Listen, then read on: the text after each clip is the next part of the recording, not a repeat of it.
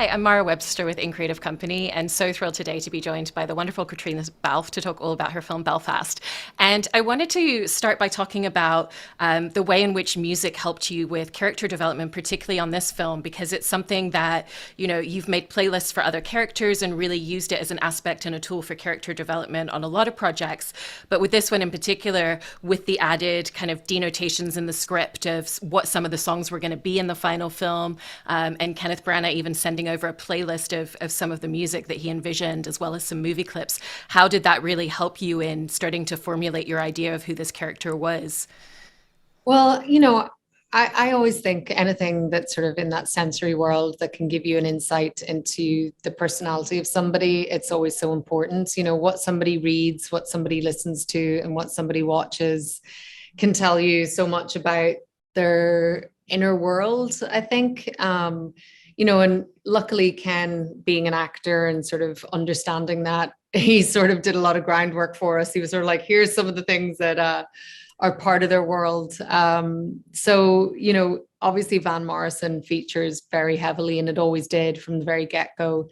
That was a lot of what Ken sent, him being such a son of Belfast and so important to that time in Belfast. But there was some other lovely music. I think Ken has spoken about this. The original script had much more music in it. It had these sort of like more fantasy departures from what was happening. And, my character especially had once or twice, would sort of have a moment of a scene and then would break into song.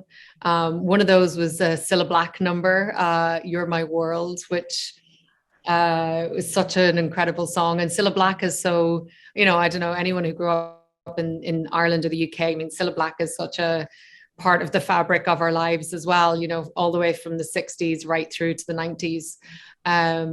So that was something that was, very important in just listening. And Ken, when he spoke about his mum, he talked about how much she loved to dance and to laugh and to sing, and how she had this fizzle about her, which I think is such a lovely description of somebody. So it was, yeah, it's to me, it's such an important thing about just putting you in the right headspace for a character. And in terms of her emotional landscape as a character as well, you've created this character that really lives and breathes so fully in every emotion that she has. And there's also sometimes an interesting speed that develops in the way that she can traject from one emotion to another based on what the external circumstances are. So it was interested in how you really found that emotional landscape for her as a character and how you wanted to play that in your performance, because she is someone who can turn around and, like you said, like have that real fizzle and be laughing 1 minute, and then she can turn around to another situation and be throwing plates at her husband. Yeah, but I feel just so lucky because that's what we're all like. We live, we sort of don't wake up and have one mood for one day and then the next day have another mood. These things live within us and can rear their heads at any moment given the circumstances that we're faced with. And I was lucky that this character she wasn't just this two-dimensional person on the page. She already had a lot of that. And I don't know, I just felt like I understood it from the first time I read it. But I think when you're building something like that, I just have to think of my mom. So often, you'd be in the car and she's like smiling, talking to somebody as she's giving out to you under the, under your teeth. We just have those, I don't know whether it's an Irish mother thing. I don't think it is. I think it's like a universal thing of how we present ourselves to different people in our lives, who we are to our kids, who we are to our, lovers, who we are to our in-laws, our neighbors, and Ken just gave me all of these lovely circumstances to be able to play all of that. And I feel so grateful because she isn't just portrayed as this, mother and there is that, there is this kind of Boudica kind of warrior woman thing of how she'll protect her children, but she also will clip them around the ear if they disrespect her or if they break the rules. And there is this lovely element of her and Pa's relationship, the complexities of that, and some of it didn't make the final film. But, there's this lovely moment that we know it was there. So I think it imbues your performance anyway. But as much as they fought, also when they sent the kids to church that morning, there used to be a little scene where Buddy looks back and they're closing the curtains up in the bedroom upstairs and they're having a little, moment together, let's say. So you knew that, she had all of these things within her. She wasn't just this suffering wife. She was a very, passionate, involved woman in her relationship, as much as she had this lovely other thing that Ken gave her was this real independent battle with her own inner fears, which I loved. This kind of resistance that she had to leaving didn't really have a lot to do with just her marriage and her kids. She had this inner struggle as well, which I think had a lot to do with her childhood. And I loved being able to explore all of that. Mm-hmm. Did a lot of it with the childhood come for you with the fact that, we look at Jamie Dornan's character as Pa and we see his parents and they're very present in the life. And yet when we look at your character, we don't see that aspect of parental relationship. And so to a degree, did you find that the home that she's trying to cling on to and the idea that she's trying to cling on to in her family is a stability that she spent her childhood kind of longing for and trying to create for herself? Very much so. It's very much that. I think having a stable background gives you the confidence to step out into the world and to sort of innately know that someone's going to have your back, that there'll be some sort of safety net for you to be able to fall back on. And with Ma, Ken's own mother's experience was her mother died in childbirth with her. And I don't think she had a lot of stability from that moment on. And there was a lot of chaos, I think, in her youth.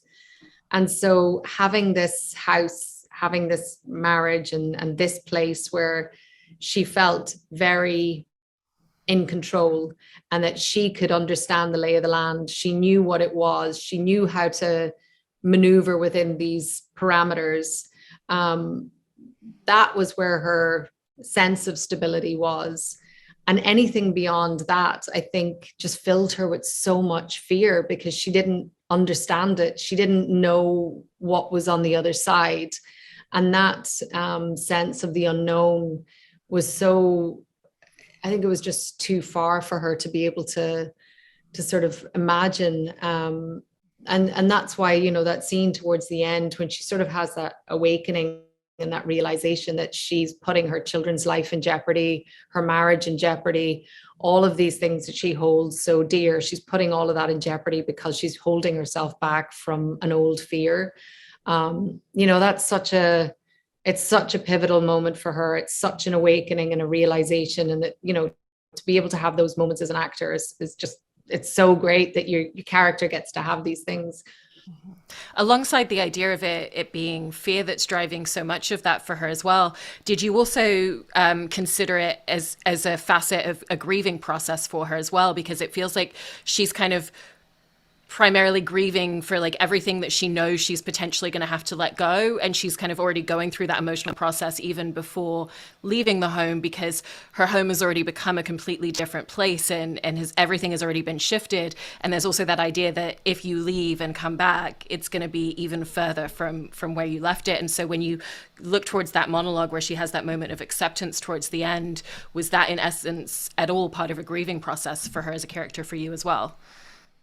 Yeah, and I think it's that, but I also think, a lot of the time when you're in situations like that, you don't really realize, I always think of it like a frog in boiling water.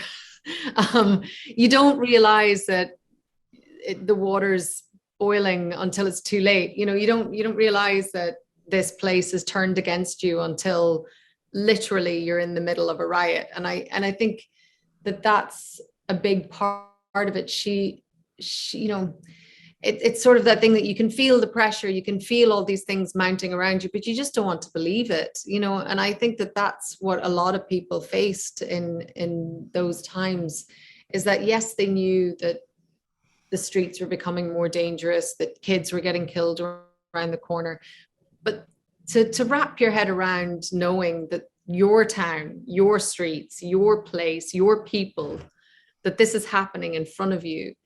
I think it's it's a very hard thing for people to be able to actually acknowledge, or to grieve. And I think that's part and parcel, right? You can only really grieve something when you accept it.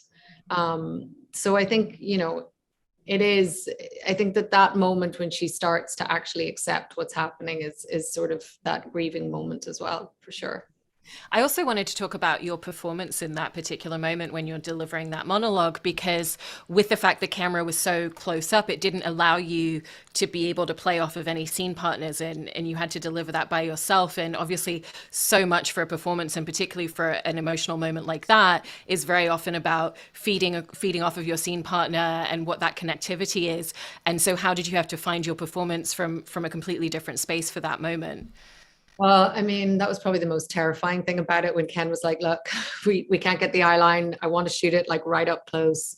Are you happy enough to do it without them here? And I just immediately filled me with panic and fear, because I am somebody, I am the kind of actor that really relies on what I get from my lovely co-stars. Some people are very technical actors and they can act to a post-it, all the time, but that's just not sort of in my comfort zone, I suppose. So once I got over my terror, I realized, well, Ken was going to be on the other side of that camera and he was going to guide me. And, what Ken is always looking for is just simplicity and truth. And I just knew that if I could give that, then, we would get something. And I think, that all that sort of fear and vulnerability and all of that, I also was like, well, let's use this terror that I'm feeling right now. Let's put it somewhere to use. But yeah, it's, for me, it's never, it's funny. I never loved those moments of sort of when your eye line is blocked and you can't just have a natural moment, because I think obviously the give and take between two people is such a key to accessing things within you, at least for me. But sometimes the job requires you to sort of just find it somewhere, and you just have to do it. And you were mentioning there, Ken really looking for that those moments of simplicity within a performance. And it also sounds like he really kind of pushed you towards a place of finding stillness within your character and within your performance as well. And so how did you find a lot of emotional power and a lot of the emotional beats within your character in kind of almost playing against the grain of the emotion and playing to those more still moments? Well, actually, I think when you stop trying to, the worst thing you can ever do is try and reach something. I think if you allow yourself to just simply say the words, feel the words, then things come up that you're not expecting. And that's generally the most honest you'll ever be. And it's generally the most interesting your work will ever be, because you're not trying to, search for a result. And, that's something that I try to do as an actor, forget about what the worst thing you can ever come across in a script is like, and then she cries, because, if you're trying to cry or if you're trying to do something, you're forcing something. And I just, as an actor, I'm not interested in trying to, squeeze out a tear. These things, they come if they come, and if they don't, I think our job is to feel something, and you can communicate that feeling. And there are a million ways to feel sad without a tear ever, showing up on your face. So I think, the beauty of working with someone like Ken as well is that that's what he's looking for. He just wants you to be, and it sounds very simple, but sometimes that's the hardest thing, is to just be and to just feel something really honestly. Yeah. I also wanted to ask about some of the improv that he had you and the rest of the cast do, because I thought it sounded really great that some of that improv wasn't about improv within the scene, but improv leading you into the moment of the scene. And, you know, like there was one moment where it was about helping Jude Hill with his performance and getting to an emotional space. But were there other moments that you had the opportunity to kind of improv into a scene and into an emotional beat that actually helped you in terms of your performance and finding certain moments as well? Yeah, we ended up doing quite a lot of improv on this. Um, and I think sometimes it would be Ken wanted a scene to continue. Just to, I think quite a few times, when I was on the phone with Pa, that would actually be me talking to Ken on the other side of the camera, and we would be riffing back and forth. And we had a really funny one. And, it felt like the take went on for about 5 to 10 minutes. And him and I just going back and forth about me trying to get it to come over to London or to see Pa, or about him coming back and why he couldn't come back or why she should go.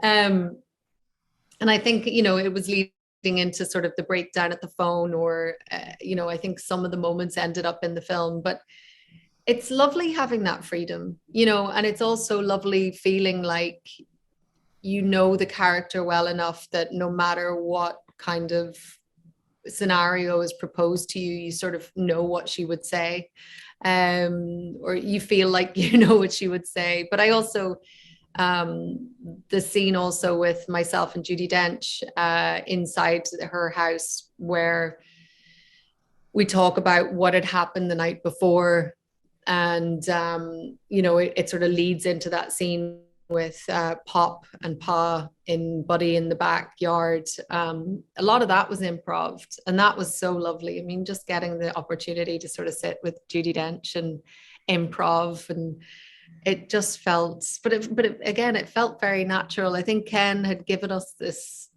such a fully formed character on the page that we sort of were able to take them anywhere after that, because you sort of knew what they would think of things or what was going on in their heads. And it was a lovely opportunity to do that. Yeah. I think one of the things as well that really resonates with a lot of people with the film is that even, when you look at the subject matter on the page, the feeling that you have coming out of the film isn't that. It really does capture that hopefulness. And there's a lot of light moments as well. And I really love those scenes where we get to see the family just kind of in those day-to-day moments, like sitting in the park while the kids are doing long jump and jumping into a sand pit. And did that really help you in terms of just envisioning a lot of the everyday and in really finding those moments outside of kind of the central conflict that we're also seeing alongside that?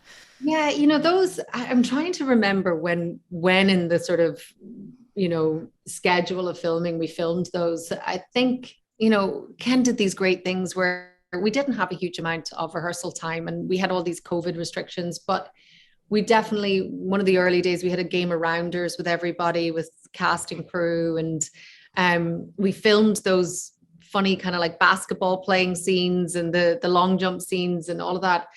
And all of those things, you never know where it's going to fit into the script or where it's going to fit into the film. But especially with the kids, we all sort of bonded, and it strengthened those bonds each time you do something like that. And, mucking about with the kids, sort of playing basketball, and Jamie sort of being like, here, let me show you how it's done, and then missing completely. It's just fantastic exercises in everybody letting their guard down, and everybody, naturally assuming certain roles, which we sort of ended up sliding into very easily. Yeah, I mean, Ken's very smart man. I don't think anything was really done by chance, really, when you think about it. But we were so stupid, we weren't realizing what was happening at the time. And when it comes to the relationship between Ma and Pa, there's kind of this constant recalibration between the two of them. And you were mentioning earlier that scene, that didn't make it into the film, but we see the curtains closing upstairs, and there's a lot of instances where they have opposing ideas of what they should do as a family, and yet their reasons and their motivations are always the same. And was it important to you that kind of be a central core of that connectivity and kind of like the recalibration that they always come back to with one another? Yeah, well, I think I think Ken sort of spoke about his parents in the way that they had fire, and that fire would sometimes be a fight, but that fire would also sometimes be like passion. Um, and I think that that was something lovely. And, you got that with the dancing in the street and, the sort of the humor that they had. And, I think with Jamie and I, we have a similar approach to our work. We sort of, organically showed up thinking in very similar terms about where these people were. And I don't think we ever questioned that, underneath it all, they really loved each other. And underneath it all, they really wanted to make it work. It's just life is really hard. And, the stresses of life, be they the finances, be they separation, or be it, civil unrest outside your door, these things cause a real strain on a marriage. But, a row, throwing plates, it's not fatal. Sometimes that's just part and parcel of getting through the day. And I think it was lovely to be able to sort of allow them to express their frustrations and allow them to express their fears. But, sort of underlying that, you knew that there was a lot of love there. And that, the love for these kids and the fact that they really just wanted these kids to be safe and to be happy and to do right by them, that was their sort of primary objective. And obviously, one of the moments where that really comes across is the musical performance towards the end of the film, where we really feel that sense of connectivity, that really expands upon everything that we've seen so far between the two of them. And I wanted to ask a little bit about working with Aletta Collins, who was the choreographer for that scene, and how you, Aletta and Jamie, really worked on a scene that tells us so much about character. It's not just about having a music performance and some great choreography between the two of them. There's even kind of your character's response in that moment when he first is up on stage of like, oh yeah, he's here to sing a song. And then that shift that your character has in your performance when it's like, oh, this is for me and this is about us having a connective moment, even though we're in a room full of other people. And so how did the three of you really collaborate to make sure that every kind of expression and moment and even the movement of the choreography was always about the different emotional trajectories and beats within that scene? I mean, first of all, Aletta, she has the patience of a saint. I think her working with Jamie and I probably tested her more than any other job in her life. But it was wonderful. She's amazing. And, I think from the offset, it was all about finding, what would two people who love to dance but aren't professional dancers, like what would they do? Like where's the world that they would live within in terms of how much choreography we do, how polished it looks. Also, what are Jamie and I capable of? But that story that we're telling in that scene is so important. And it's, I love that moment. I love the moment that he starts singing and, you sort of feel Ma rolling her eyes. And then as she's standing there and watching him, and it's a full declaration of love that he's giving her. And, Jamie is just the most charming and charismatic guy. So for him to sort of be up there and like belting out this song in that way, you can't help but be sort of won over. And that's for Ma, she's just standing there and looking at this lovable rogue of her husband. And just, she can't stay annoyed at him. She can't stay, frustrated by his antics, no matter what tax man he's dodged or whatever. She knows that at his core, he's a real man of his word and he loves her. And that's what's important. And so finding those little choreography moments where it's him sort of declaring and he's doing all the work and she sort of stands there and is like the passive one absorbing it, to then switching it and they sort of walk around each other. And then you get that moment where she shoots the bow into his heart and you realize that she's answered him. She's like, okay, I'll give you my love back. That's really special. And then, that moment where he lifts her up and spins her around, it's just such a romantic moment. And the way it was lit and everything, it's really special.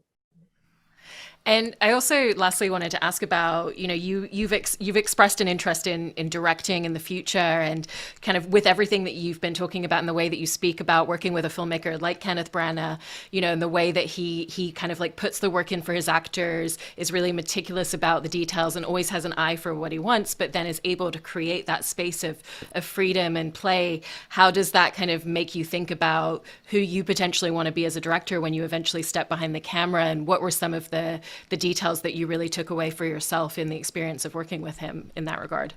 I mean, talk about learning lessons. You would hope one day to have an ounce of his brilliance, but no, I just yeah.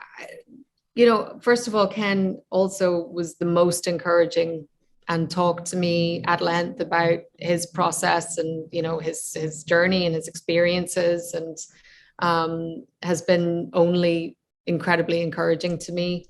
But there is, exactly as you said, I think, and I see this myself as an actor on a long-running TV show where we have so many directors come through the door. You can only really have true freedom when you have meticulous planning. And that's so you've planned for every eventuality, but because everything's planned, then you can go off book, then you can kind of like play and try things because everything has been sort of thought of. And that's one of the things Ken does. There was never a day where we were like racing for time or up against the wire. It was the most relaxed shoot I think I have ever been on. And that's because he puts in his homework, and he sort of knows exactly what he wants out of the day. And, everything was sort of planned, but it never felt constrained. I don't know. It's a very weird thing he was able to do. It's sort of, even to, the fact that within scenes, he knew that he wanted to do, like, there's that beautiful scene where Jamie's character, Pa, thanks Ma for raising the boys, which is one of the scenes that just absolutely breaks me. And Ken knew that he wanted the camera to encompass all four of us, Buddy and Will in the foreground, and then Pa and Ma in the background having this really important conversation. And so there was, quite a narrow frame for all of us to sort of exist within. But weirdly, Jamie and I still had this freedom to kind of find our moments and find our beats. And it's I don't know, it's a very interesting way that he was able to manage to sort of be very specific, but also allow for freedom within that as well. I don't know, that's a sign of a great director. Yeah. Well, also really fantastic performances. I really, really love your performance in this film and everything that you brought to this character. So thank you so much for talking all about it. Appreciate your time. Oh my God. Thank you so much for having me.